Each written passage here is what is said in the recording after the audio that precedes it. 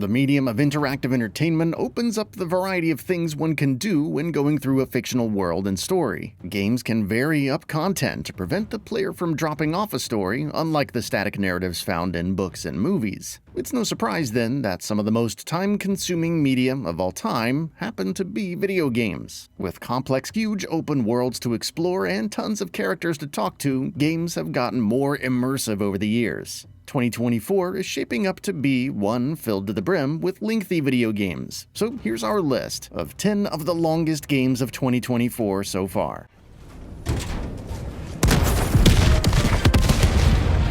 Extraction is available. The Legend of Heroes: Trails Through Daybreak. If you talk to every NPC and exhaust all of the dialogue available, there's no escaping a 100-hour playthrough in Trails Through Daybreak. In Trails games, NPCs each have an ongoing story of their own that updates as you progress key story milestones. The main narrative of Trails Through Daybreak has tons of text on its own, not even counting the NPCs. Trails Through Daybreak's English word count is well over 1 million, making it the second largest script in the series to date.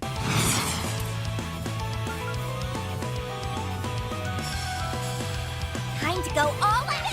The high-speed fast-forward toggle mitigates the time this can take by a bit, but unless you're a super speed reader, sifting through the reams of text available here will be time-consuming. Interestingly enough, Trails Through Daybreak doesn't feature the series' staple fishing minigame, so players can focus more on the intricate storyline and characters. Like a Dragon: Infinite Wealth. The latest entry in the Yakuza series also happens to be the largest. Like a Dragon: Infinite Wealth features a turn-based RPG combat system, a distinct shift from Yakuza's familiar beat-em-up formula. The 100-plus hour playtime is partly due to the turn-based combat, but mostly because Infinite Wealth is so chock-full of minigames. Infinite Wealth features well over a dozen minigames, some of them being full-blown games with progression and a grind all their own. For example, the Dondoko Island minigame has its own control scheme, which is fitting considering what it involves. Within Dondoko Island, you build an island resort destination by scrounging up resources and then placing objects around the archipelago. Don't underestimate!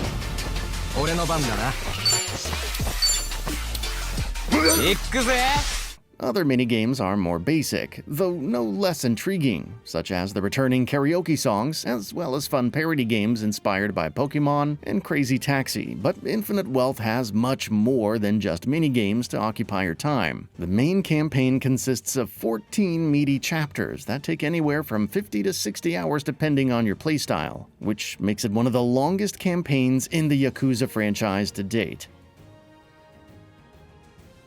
Final Fantasy VII Rebirth.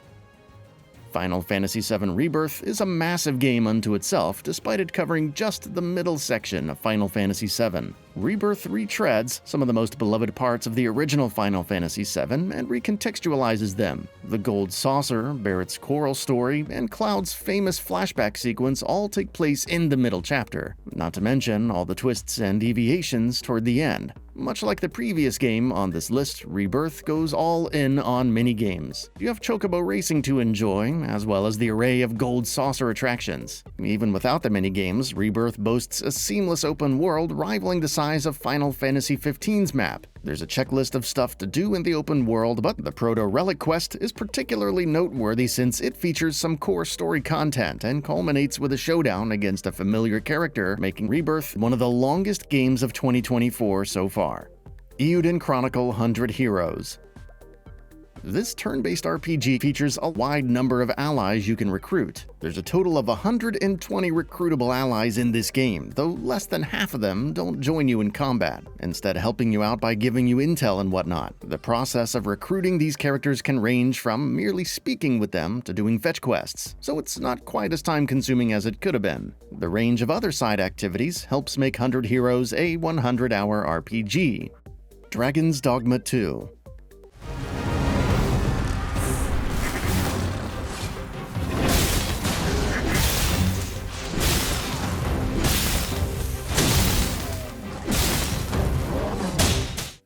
Dragon's Dogma 2 doesn't have the longest story campaign on this list, but the open world is littered with side quests and activities that will take you some time to explore for sure. Some of the side quests are substantial affairs, taking you around the world map and requiring multiple steps to complete. With over 40 side quests, Dragon's Dogma 2 is not wanting in content. That said, the real heart of Dragon's Dogma 2 lies in its procedural gameplay. Enemies react and behave in unpredictable ways, further compounded by the interactable environments. This leads to many hours of just messing with different builds and finding different ways to defeat monsters. It's one of those games where you can spend hours just messing around, experimenting with stuff.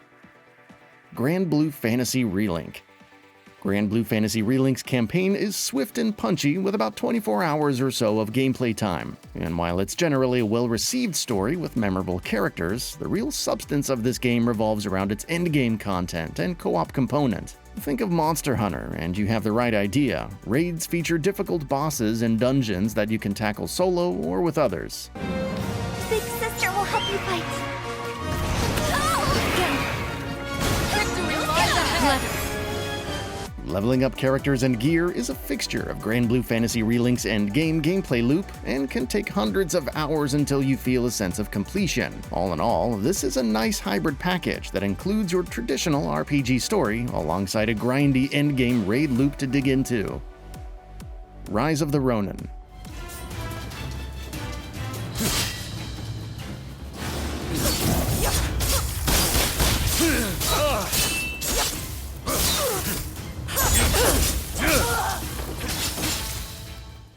As an open-world samurai game, Rise of the Ronin features a lot of checklists and content to explore. There's a total of 750 collectibles with 100 fugitives to save in Rise of the Ronin, some of which are very well hidden. The map in Rise of the Ronin measures 10.4 square miles. By comparison, Ghost of Tsushima's map is around 11 square miles. Though the main campaign comprises only 3 chapters, there's still lots of side quests and stuff to collect in the open environment, making Rise of the Ronin one of the longest games of 2024 so far.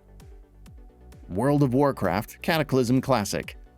In the video game world, you can't really get any bigger than World of Warcraft. The Cataclysm expansion had the most lengthy story at its time of release, which is saying a lot considering WoW's legacy. For reference, 25 players are polled on how long to beat, stating that Cataclysm takes around 385 hours to complete the main story and additional content. Cataclysm is the latest expansion to receive the classic treatment, which helps smooth some things over with conveniences, but also adds additional wrinkles into the mix. Some additional features include the ability to use mounts, transmogs, and pets across all accounts, a streamlined auction house, and overhauled difficulty. Elden Ring Shadow of the Erdtree.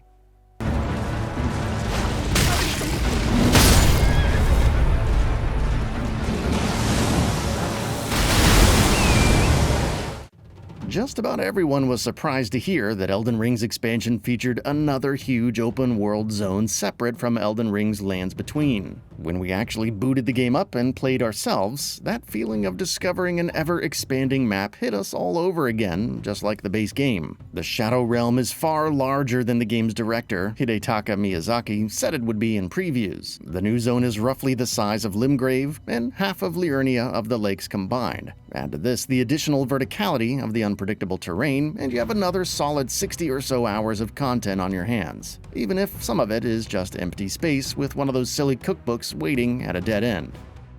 Helldivers 2. As a live service co-op shooter, Helldivers 2 doesn't have a definitive endpoint due to a lack of a traditional campaign or story. Still, despite having a mission-based structure, players clock in an average of 50 hours in Helldivers 2 according to how long to beat. The mission structure revolves around 40-minute timers with a list of objectives to complete. There's something to be said about completing stuff in 40-minute chunks. The compact time limit lets players know what they're getting into while giving a sense of accomplishment, encouraging further commitment to the game's loop. Getting to max level is one of the clear milestones you can achieve in this game, and that feat is typically accomplished around or just above that 50-hour time frame.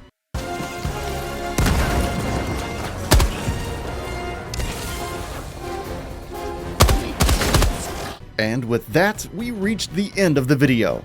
Have anything to say? Let us know in the comments below. Also, we upload new videos every single day on GamingBolt. so please consider subscribing as it really helps us out. Thanks for watching.